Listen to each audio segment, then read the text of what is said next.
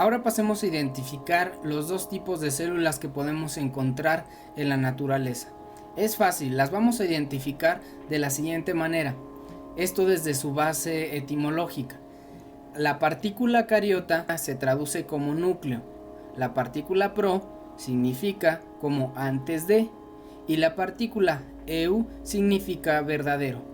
Por lo que si unimos la partícula pro más cariota, hará una referencia a aquellas células que no tienen un núcleo dentro de ellas y son además de las primeras células en aparecer en la historia evolutiva del planeta. Son más sencillas, no lo olviden, y de vida unicelular como son de las bacterias. En cambio, las células eucariotas es la unión de las partículas eu más cariota, es decir, eucariota. Estas células harán referencia a que ya tienen un núcleo verdadero, es interno y también tienen demás organelos dentro de ella, además que es más compleja, eso lo vamos a ver más adelante. Y son parte de los animales y las plantas que conocemos hoy en día. Podemos notar en el dibujo que está en el lado derecho.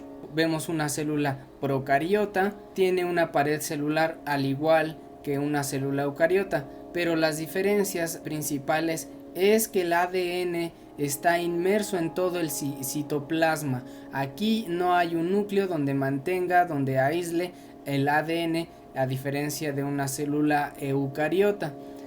Tiene pared celular, el ADN inmerso en el citoplasma, tiene una membrana celular lipídica, no lo olviden, ya vimos los lípidos, mantiene ribosomas, son importantes para llevar funciones y transporte de y síntesis proteica, lo vamos a ver más adelante. La célula eucariota que está al lado derecho, que nos muestra una mitocondria, los ribosomas que también son parte de los eucariotas, tiene también una membrana celular lipídica de bicapa, lo vamos a ver más adelante. Ahí mantiene el núcleo, dentro del núcleo a un lado podemos ver otros complejos estructurales y estos los conocemos como retículo endoplasmático rugoso y liso. También vamos a ver posteriormente cuáles son sus funciones, y tiene un compuesto que es el cloroplasto, que su función principal es generar clorofila mediante la fotosíntesis, esto solamente a células vegetales, lo vamos a ver también más adelante. En esta parte vamos a ver de manera más específica algunos organelos en cuanto a su estructura y su función. Vamos a hablar de los límites celulares, es decir, la membrana plasmática, sus paredes celulares, el transporte de partículas a través de la membrana, la comunicación celular. Vamos a hablar de manera más detallada de la estructura del núcleo, su envoltura nuclear, nucleoplasma. Vamos a profundizar un poco en los cromosomas, en los genes, la replicación del DNA y del citoplasma. Esto es fuera del núcleo, pero aún dentro de la célula. Vamos a hablar un poco del citoesqueleto, los centriolos, cilios, flagelos, que son estructuras. Ya conocemos los flagelos. Vamos a hablar de la mitocondria, los retículos endoplasmáticos y demás partículas que son parte de los organelos celulares para conformar como tal ya la célula. Como notaste, estuvimos en el nivel de organización biológica entre la célula y los organelos celulares. Ahora vamos a ver en esta parte de manera más detallada, de manera más específica, cuáles son las funciones, qué es lo que ocurre dentro de una célula y por lo tanto comprender los siguientes niveles. Pues bien, vamos a comenzar con lo que es la organización de la membrana celular. En primer lugar, debemos tener presente que la estructura fundamental de toda membrana celular es la bicapa de lípidos que presenta, además de muchas proteínas embebidas. Lo podemos ver en el esquema. Las distintas proteínas desempeñan distintos tipos de funciones y se encuentran inmersas en esta bicapa de lípidos. En ese caso son los fosfolípidos. pues son propiedades singulares que de las membranas de las células emergen cuando interactúan ciertos lípidos, principalmente los fosfolípidos. Recuerden que los vimos en la parte de las biomoléculas. Además, cada molécula de fosfolípido consta de una cabeza que contiene un grupo fosfato y 2 colas de ácido graso. Además, esta cabeza polar es hidrofílica, recuérdenlo, lo que implica que interactúa con las moléculas de agua. Las colas no polares se les llaman cadenas hidrofóbicas, recuérdenlo, y de modo que estas no van a interactuar con las moléculas de agua. Sin embargo, las colas sí interaccionan con las colas de otros fosfolípidos. Cuando se agitan en agua, los fosfolípidos espontáneamente se van a ensamblar en 2 capas. Y podemos ver un ejemplo que cuando nosotros tratamos de mezclar un aceite y agua, estos no se van a mezclar. Va a haber una parte hidrofóbica en este tipo de biomoléculas, lo que va a impedir que se diluyan en un medio acuoso. Por eso mantiene esta bicapa. Observemos el esquema. Las partes redondas de manera que parecen perlas van a ser las partes hidrofílicas, y las colas, las que están en parte amarillo, son las cadenas hidrofóbicas. Por eso hay un medio acuoso externo de la célula y un medio acuoso interno de la célula, lo que mantiene esta bicapa. Y hay que tener presente que estas membranas se les dice que tienen un modelo de mosaico fluido. ¿A qué se refiere esto? Es que describe un tipo de organización. Según este modelo, la membrana de la célula es un mosaico que tiene una composición mixta, y lo podemos ver por los distintos tipos de proteínas que tienen, las que están en color azul, anaranjado, verde y rojo de acuerdo a este esquema. Y principalmente está compuesto, como lo vimos, de los fosfolípidos, de algunos esteroides, todas estas proteínas y moléculas demás que están dispersas entre ellos. Además es fluida porque también se mueven hacia los lados, giran sobre su propio eje más largo y sus colas también se mueven. Un ejemplo, vamos a poner una analogía. Cuando vamos a una feria solemos encontrar una tina de agua y ponen ahí los patitos de colores, y los niños van y pescan ya sea el patito, también pescados. Entonces el agua se está moviendo y mueve a todos estos objetos dentro de ella. Así se comporta una membrana, está en constante movimiento, y por eso se le dice que es un modelo de mosaico fluido. Y bueno, vamos a hablar ahora de la pared celular. Recordarás que en la parte de los carbohidratos hablamos de la polimerización, es decir, los pequeños partículas de azúcares se van a unir y van a formar a la macromolécula de la celulosa. Esta celulosa va a conformar una pared celular. Esto lo vamos a encontrar en células vegetales. Vean el esquema que está del lado derecho inferior. Este dibujo nos muestra ya una pared celular y también tiene una relación directa con la membrana plasmática. Después de la membrana plasmática vamos a encontrar esta pared celular, que está compuesta por los carbohidratos de celulosa. También encontramos a la cerosa, es otro tipo de moléculas que van a estar justamente en medio entre estas paredes celulares, y pues su composición va a dar alguna relación con las células vecinas, es decir, la comunicación que existe entre estas células para pasar al siguiente nivel, que son los tejidos. Esto es de manera preliminar, tenlo presente. Además que hay plasmodesmos intermedios. Estos van a ser los puentes de comunicación para intercambiar material, energía, partículas entre las células vecinas. Pasemos a hablar ahora del transporte que ocurre a través de estas membranas mediante las proteínas que están inmersas en esta bicapa de lípidos.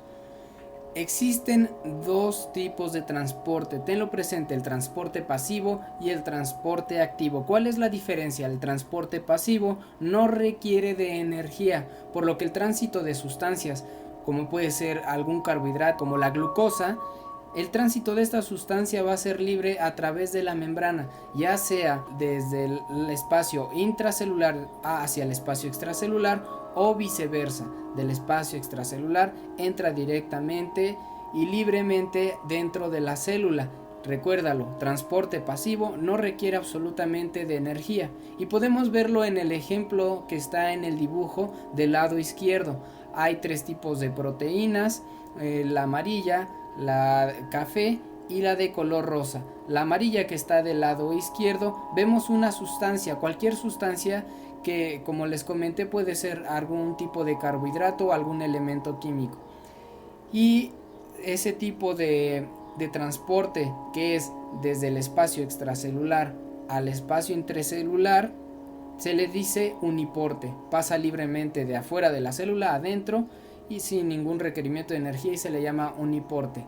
En cambio, el otro tipo de sistema de transporte pasivo, cotransporte, y se divide en dos: el simporte. El simporte es que dos moléculas atraviesan desde fuera de la célula adentro de la célula, y esto se le llama simporte. Puede ser un tipo de sustancia o distintos tipos de sustancia. El ejemplo nos menciona S1 refiriéndose a sustancia 1 y S2 a sustancia 2. Dos sustancias distintas pueden entrar al mismo tiempo por esa abertura proteica y se le llama simporte.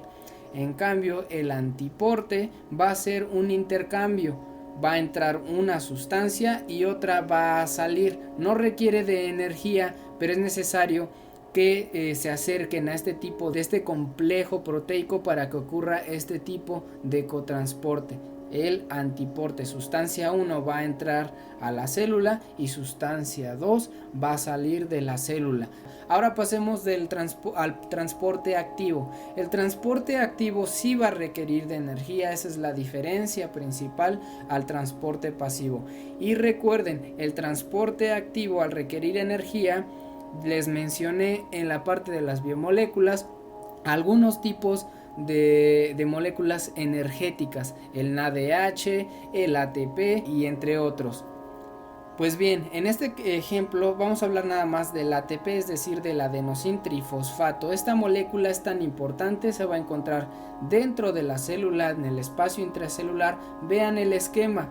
Dentro podemos ver que hay dos hexágonos y está una por unirse. Estos hexágonos de color anaranjado son las partículas elementales del sodio, pero para que puedan salir al espacio extracelular requieren de la molécula energética del ATP. Se va a unir esta estructura azul y morada a esta proteína y va a liberar por fin estas tres estos tres átomos de sodio, pero el ATP va a desamblarse un fosfato. Si es ATP, es adenosín trifosfato, ahora va a ser adenosín difosfato. Ya no es trifosfato porque perdió un fosfato. Al tener ahora dos es di, por lo tanto es adenosín difosfato.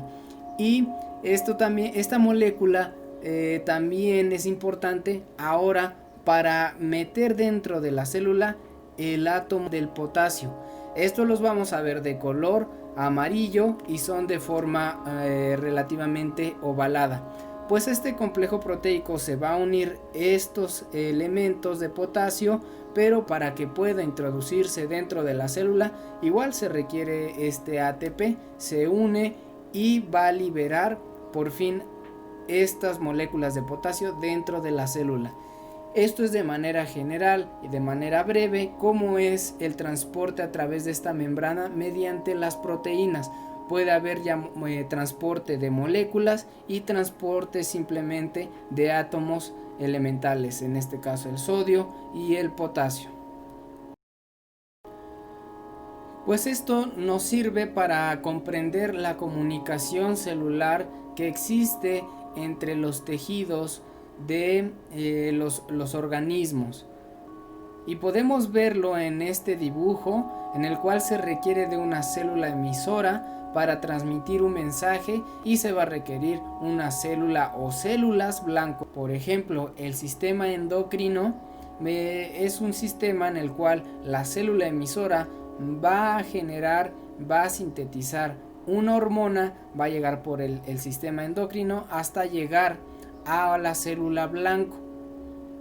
En otro ejemplo vemos a la comunicación celular paracrina. ¿De qué consta esta? De que una célula, la célula emisora, va a generar distintos tipos de compuestos o sustancias, puede ser una hormona, puede ser alguna biomolécula, a distintas direcciones y a todas las células vecinas. Ahora vamos a otro tipo de comunicación celular muy importante. Los neurotransmisores. Los neurotransmisores van a ser aquellas sustancias, compuestos moleculares y electroquímicos que están en un sistema, en el sistema nervioso. Este tipo de comunicación se da mediante las células, como les había mencionado anteriormente, por las dendritas, que son estructuras, prolongaciones de células nerviosas para emitir algún mensaje. Les puse un ejemplo que si yo quisiera escribir, pues mi cerebro manda estos neurotransmisores a través de estas estructuras celulares. Finalmente, el último tipo de comunicación es por contacto. Esto significa que el contacto con otras células o bien con la matriz extracelular mediante moléculas de adhesión celular. La adhesión entre células homólogas es fundamental para el control del crecimiento celular y la formación de distintos tejidos. Ese es el siguiente nivel de organización de la vida. Y entre células heterólogas, es decir, que es muy importante para el reconocimiento que realiza el sistema inmune. En el esquema, en el dibujo, que podemos ver este tipo de comunicación celular por contacto, y hay dos figuras, una es roja y otra es amarilla. La célula emisora va a ser la que tiene la partícula roja, es un complejo proteico que va a estar adherido a otra proteína de otra célula, en este caso el color amarillo. De eso consiste la comunicación celular por contacto.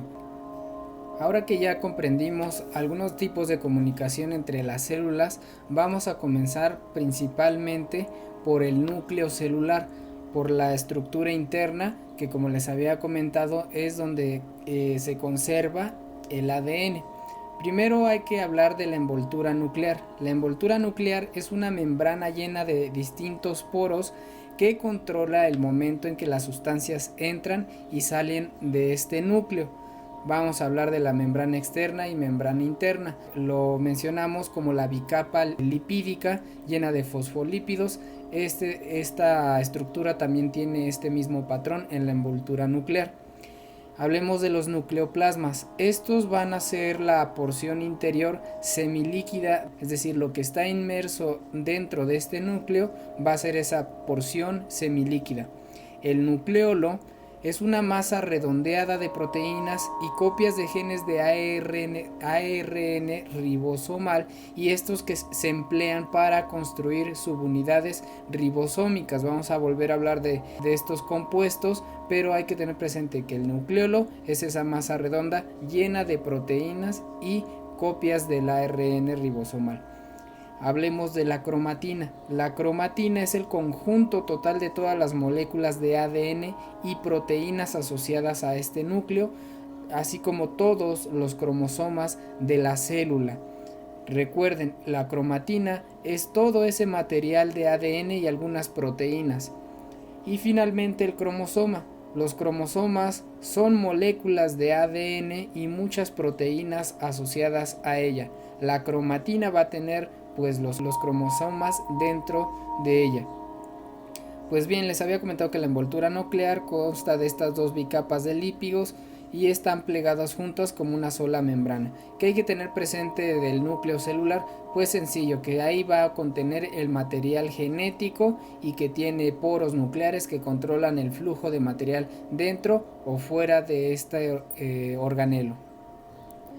Ahora, de manera breve, vamos a hablar qué es lo que ocurre dentro de este núcleo con el DNA. Pues el DNA, antes de que una célula se divida por mitosis y meiosis, que lo vamos a ver en la siguiente unidad, pues debemos comprender primero qué pasa con el ADN antes de esa división celular. Es la replicación del DNA o bien el ADN.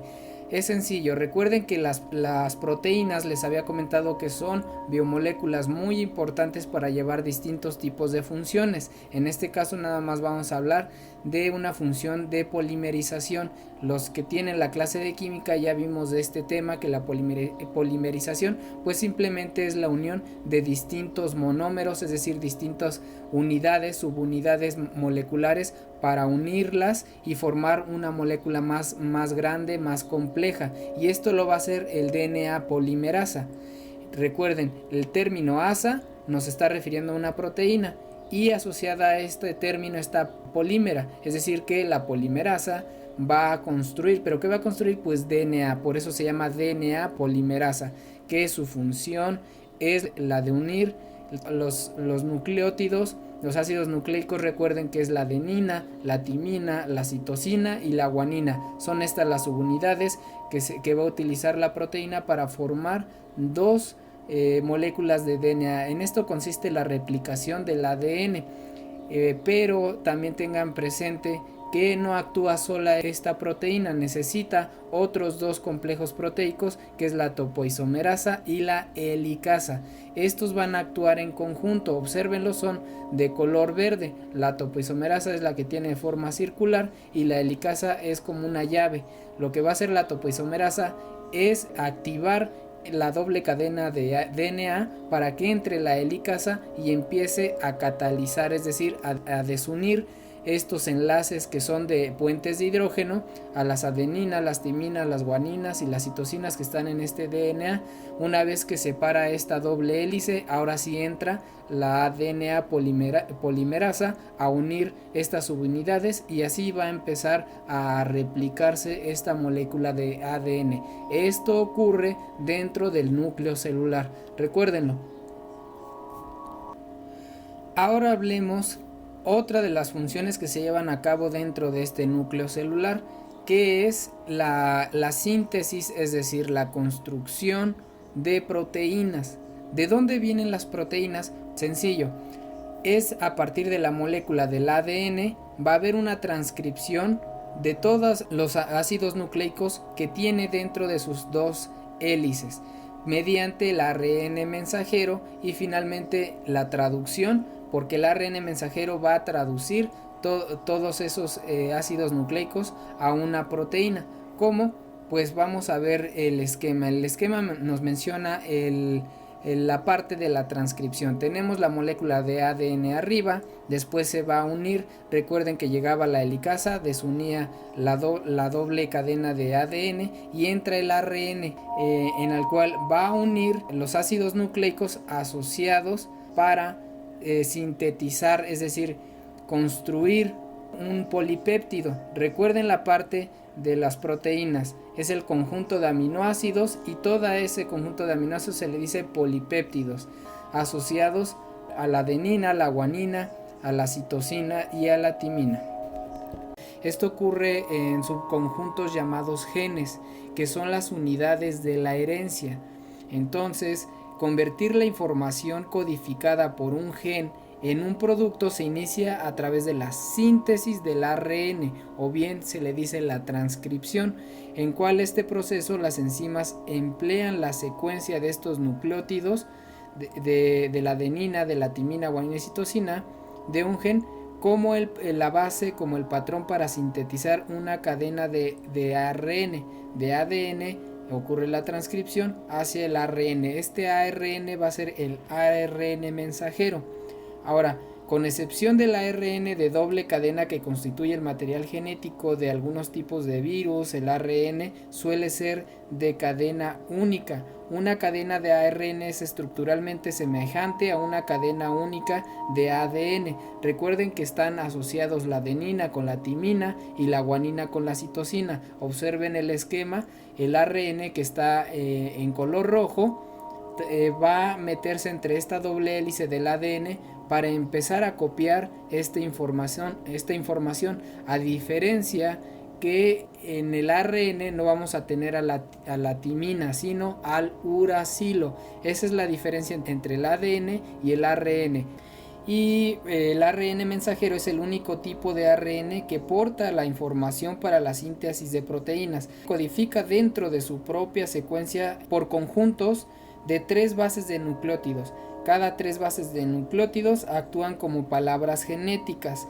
En el esquema derecho, en el cuadro donde hay una tabla, ahí vienen que es cada 3 letras, es decir, cada 3 de estos nucleótidos van a traer a un aminoácido.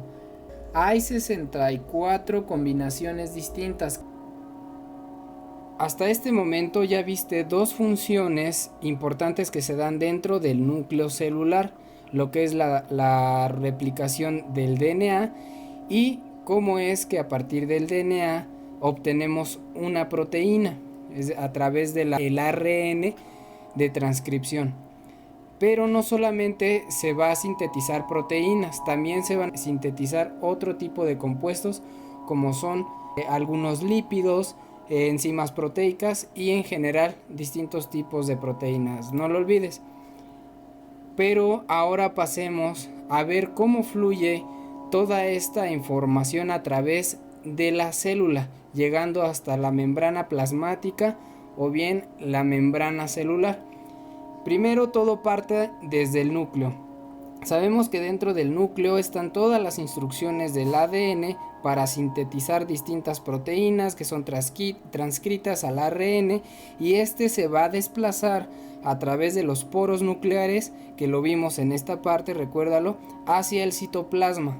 Entonces, al salir este RNA se va a dirigir ahora al retículo endoplasmático rugoso. Ahí les puse un esquema y aquí parte de este ARN del citoplasma es traducido a distintas cadenas de polipéptidos por los ribosomas. Recuerda que los polipéptidos es la unión de distintos aminoácidos para formar proteínas. Entonces el ARN junto con los ribosomas unidos a este retículo endoplasmático rugoso van a formar a las cadenas de polipéptidos, van a formar proteínas. Estas cadenas entran al retículo endoplasmático, es el sitio donde van a ser modificadas estas proteínas hasta llegar a su forma final. Recuérdalo que en la parte de las proteínas vimos cómo están conformadas estructuralmente desde la estructura primaria hasta la cuaternaria. Aquí es donde se van formando estas estructuras complejas. Después interactúan las vesículas. Las vesículas que brotan también del retículo endoplasmático rugoso llevan algunas nuevas de estas proteínas ya complejas en forma cuaternaria al aparato de Golgi. Aquí otras proteínas van a migrar por el interior del retículo endoplasmático rugoso y van a llegar hasta el retículo endoplasmático liso. Entonces, ¿qué hay que comprender del retículo endoplasmático? Pues que se van a formar la estructura proteica y que también van a brotar de esta estructura del retículo lo que son las vesículas. Las vesículas van a transportar ahora algunas proteínas de este retículo endoplasmático y se van a empaquetar en nuevas vesículas y se van a embarcar al aparato de Golgi. Otras se van a transformar en enzimas del retículo endoplasmático que se ensamblan lípidos e inactivan algunas toxinas. Una nueva función, cual que estas vesículas van a llevar información proteica al aparato de Golgi y otras se van a centrar a inactivar toxinas. Esas dos funciones van a tener las vesículas que salen del retículo endoplasmático. Ahora vamos al aparato de Golgi. Ya cuando llegan estas vesículas que transportan estas proteínas van a ser procedentes del retículo endoplasmático, recuérdalo, y son modificadas ya hasta su forma final y clasificadas. Las nuevas vesículas las van a llevar a la membrana plasmática, a los lisosomas.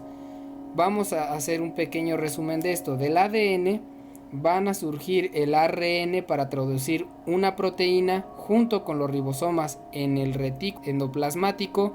Después van a salir estas mismas proteínas ya conformadas estructuralmente y llegarán finalmente al aparato de Golgi para que ésta pueda clasificarla en la membrana plasmática. Aquí vemos en el esquema por las líneas el organelo de color morado va a ser este aparato de Golgi. Es ella la quien se va a encargar de encaminar estas proteínas a la membrana de bicapa lipídica llena de fosfolípidos. Recuérdalo, este esquema en donde ya están las membranas y las proteínas incrustadas dentro de la membrana se dio origen a través desde el núcleo de la célula. Ahora veamos que en el núcleo también hay una regulación del ADN, es decir, hasta qué punto se va a sintetizar una proteína a través de este ADN. Esto lo conocemos como los operones. Aquí hay un ejemplo en este esquema, se llama el operón LAC, que se refiere al operón que controla a la lactosa. Pues primero tenemos la cadena de ADN y se va a unir ahí al sitio CAP. Aquí es donde se promueve la fijación del ARN polimerasa, que va a hacer la síntesis, la construcción, la polimerización de esta proteína, la lactasa. Pues una vez unida al sitio CAP este complejo proteico, va a ocurrir el ARN polimerasa a actuar. Ponemos ahí una flecha hacia el lado derecho, se va a dirigir todo el ARN polimerasa hasta llegar a un punto en donde va a dejar de copiar esta información del ADN. Es decir, va a haber un represor. El represor es otra proteína que se va a adherir a la cadena de ADN y hasta ahí va a bloquear ARN polimerasa, va a indicar que hasta ese punto se va a dejar de traducir del código genético a esta enzima proteica que es la función de digerir a la lactosa. Pero también hay que tener en cuenta que en la parte donde dice LAC-Z, LAC-Y y LAC-A también son parte importante de la traducción para esta proteína. ¿Por qué? Porque la enzima, la lactasa, no es una proteína sola. Recuerda que en la parte de las proteínas que vimos que son uniones de distintas cadenas polipeptídicas. LAC-Z es una cadena polipeptídica, LAC-Y es otra cadena polipeptídica y LAC-A es otra cadena polipeptídica. Se van a unir estas tres para formar ahora sí a este complejo proteico que lo conocemos como la lactasa. La lactasa es una proteína enzimática que se va a encargar de digerir a la lactosa. Otro aspecto importante que ocurre dentro de un núcleo van a ser las mutaciones. Las mutaciones también las vamos a conocer como cambios. ¿Cambios en dónde? En el ADN. Y hay distintos tipos de mutaciones. Las mutaciones génicas, que estas van a ocurrir a un nivel de un gen. En los ácidos nucleicos, que ya conocimos en la parte de biomoléculas. Si hay un intercambio de pares de bases de entre la citosina, la guanina, la adenina y la timina, entonces va a haber una mutación a nivel de gen. En cambio, los otros tipos de mutaciones van a ser mutaciones cromosómicas. Estos suceden a nivel del cromosoma, es decir que hay una parte de todo del ADN que se van a intercambiar. En el esquema podemos verlo. Del lado izquierdo, los cromosomas que están en el color azul y anaranjado van a intercambiarse y posteriormente el intercambio de información pues puede traer algunos problemas en los organismos. Más abajo podemos ver dos cuervos con distintos tipos de coloraciones. El texto dice que al hacer cambios a nivel genético, las mutaciones pueden ser heredadas por medio de la reproducción o surgir de manera espontánea. O sea, que las mutaciones génicas las podemos encontrar de manera espontánea. Están moviéndose constantemente los aminoácidos, los ácidos nucleicos, y en algún momento, si cambia el orden, el sentido de adherirse a la cadena complementaria del ADN, entonces vamos a obtener esa diferencia de caracteres, ya sea morfológicos o fisiológicos. En este caso podemos ver un tipo de coloración distinta a lo que en promedio podemos ver en una población de cuervos que son de color oscuro. La mutación que ocurrió a nivel genético dio origen a un cuervo con una mutación clara. Para finalizar esta parte, Ahora vamos a hacer un pequeño resumen de lo que ya vimos. Dentro del citoplasma, después de ver el video La célula, las características, tipos y funcionamiento que les dejé en la plataforma de Classroom, vamos a aterrizar de manera general cuáles son las funciones principales celulares de la siguiente manera. Primero, el núcleo. Sabemos que ahí mantiene el ADN, tiene un nucleolo y en él se van a fabricar los ribosomas, son otro tipo de proteínas. Todo es dentro del núcleo a partir del ADN y que se encargan de producir otras proteínas. Dos conceptos nuevos, heterocromatina y eucromatina. Recuerda que vimos la cromatina, que es todo el material genético que se encuentra dentro del nucleolo. La heterocromatina se refiere a la cadena de ADN condensado, es decir, que está inactivo, cuando está muy junto. La eucromatina es esta misma cadena de ADN, pero sin esa condensación y lista para codificación de información. Es decir, que la eucromatina es la parte del ADN donde se encuentra desamblada y está más expuesta a la cadena para que entren las demás proteínas y puedan codificar ahora sí la información. Lo vimos en la replicación del ADN. Ahora el siguiente organelo celular es los ribosomas. ¿Qué son los ribosomas? ¿Cuál es su función? Pues se adhieren a los retículos endoplasmáticos para reunir a las proteínas en paquetes. Van a conformar a los aminoácidos en otra estructura espacial. Estos ribosomas van a llevar a estos mismos paquetes al aparato de Golgi. Aquí llegan esos paquetes para darles una configuración aún más compleja y desempeñar distintas funciones necesarias para el organismo. Las vacuolas van a ser ese organelo, pequeño organelo que se encarga de regular el tamaño y el volumen de las células. Y los lisosomas también los pudimos observar en toda esta parte, que tienen la función principalmente de ensamblar algunos otros lípidos e inactivar toxinas. Las mitocondrias, ocurre aquí la respiración celular para quemar carbohidratos y hacer la molécula del adenosín trifosfato. Es la molécula principal energética que utilizan todas las células.